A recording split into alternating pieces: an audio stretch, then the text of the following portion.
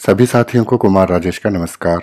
दोस्तों, आज मैं आपसे शरद पूर्णिमा के बारे में बात करूंगा, जिसे हम कोजागिरी पूर्णिमा के नाम से भी जानते हैं।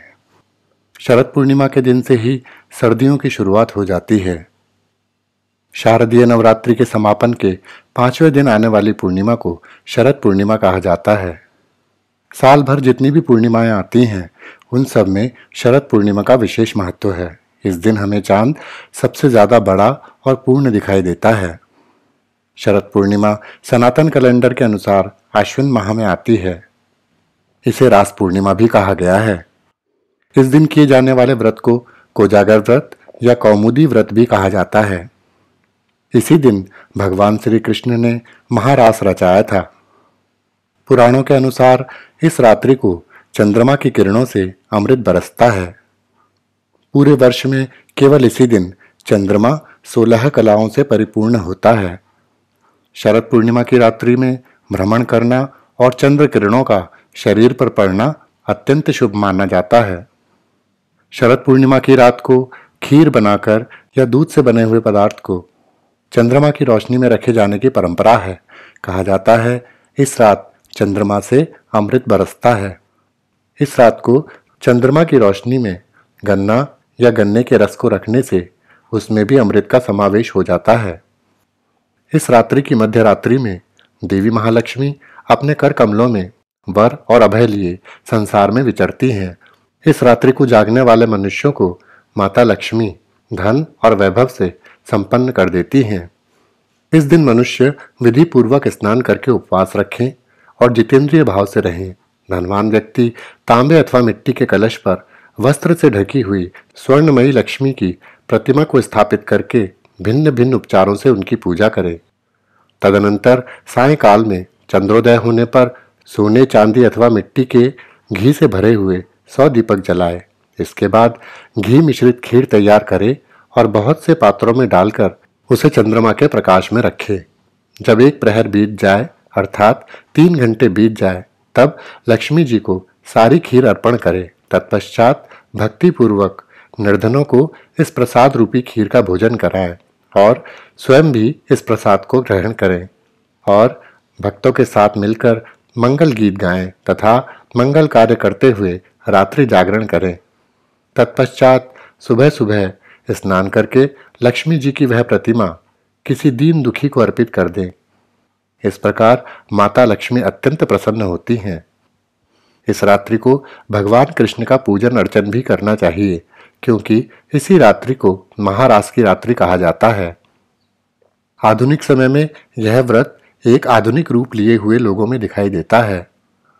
आधुनिक युग में भी नवयुवक और नवयुवतियां इस रात्रि को जागकर कोजागरी पूर्णिमा मनाते हैं। वे तरह तरह से गीत संगीत का आयोजन करके पूरी रात्रि जागरण करते हैं। कहीं कहीं युवा लोग अंताक्षरी खेलकर भी पूरी रात्रि का जागरण करते हैं। शरद पूर्णिमा के संबंध में एक कथा भी अत्यंत प्रचलित है। एक साहूकार के 2 पुत्रियां थीं। दोनों पुत्रियां पूर्णिमा का व्रत रखती थीं। बड़ी पुत्री पूर्ण रूप से व्रत करती थी, लेकिन छोटी पुत्री अधूरा व्रत करती थी। कालांतर में जब दोनों पुत्रियों का विवाह हो गया, तब साहूकार की छोटी पुत्री की संतानें जन्म लेते ही मृत्यु को प्राप्त हो जाती थी। उसने विद्वानों से इसका कारण पूछा तो उन्होंने बताया कि तुम पूर्णिमा का अधूरा व्रत करती हो, जिसके कारण तुम्हारी संतान पैदा होते ही मृत्यु को प्राप्त हो जाती हैं। पूर्णिमा का पूरा विधि विधान पूर्वक व्रत करने से तुम्हारी संतान की आयु लंबी हो सकती है। उस कन्या ने पंडितों की सलाह पर पूर्णिमा का पूरा व्रत विधि पूर्वक किया। समय आने पर उसका एक पुत्र हुआ, लेकिन वह भी मृत्यु को प्राप्त हुआ।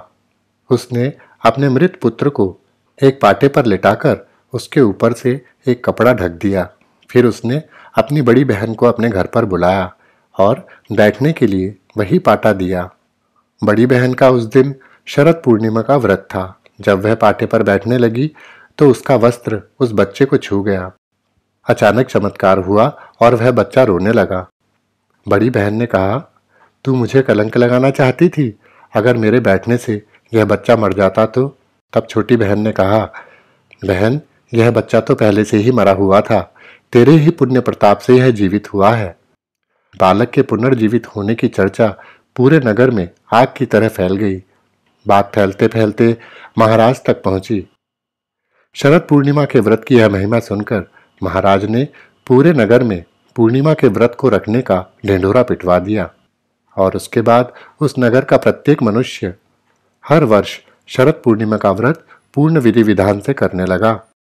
और उस नगर पर माता लक्ष्मी की ऐसी कृपा हुई कि उस नगर में किसी भी प्रकार की कोई कमी नहीं रही। वह नगर वैभव संपन्न हो गया। तो साथियों, शरद पूर्णिमा अर्थात कोजागिरी पूर्णिमा की रात को आप भी जागरण करें और माता लक्ष्मी की कृपा प्राप्त करें। भगवान श्री कृष्ण ने इस रात महारास किया था, इसलिए इस रात को संगीतमय ढंग से व्यतीत करें, मंगल गीत गाएं, मंगल कार्य करें और भगवान श्री कृष्ण की कृपा प्राप्त करें। इस रात को खीर बनाकर या दूध से बना हुआ कोई पदार्थ बनाकर अपनी छत पर या किसी ऊंचे स्थान पर चंद्रमा के प्रकाश में अवश्य रखें।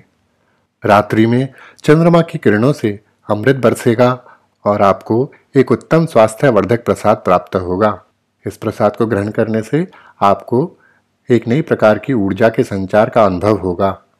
इस रात कम वस्त्रों में चंद्रमा के प्रकाश में घूमने से शरीर की कांति बढ़ती है। तो साथियों, शरद पूर्णिमा से संबंधित यह जानकारी आपको अवश्य पसंद आई होगी। इसी के साथ अपने मित्र कुमार राजेश को विदा दीजिए। नमस्कार। सदा खुश रहिए, मुस्कुराते रहिए। जय श्री कृष्ण, जय माँ लक्ष्मी।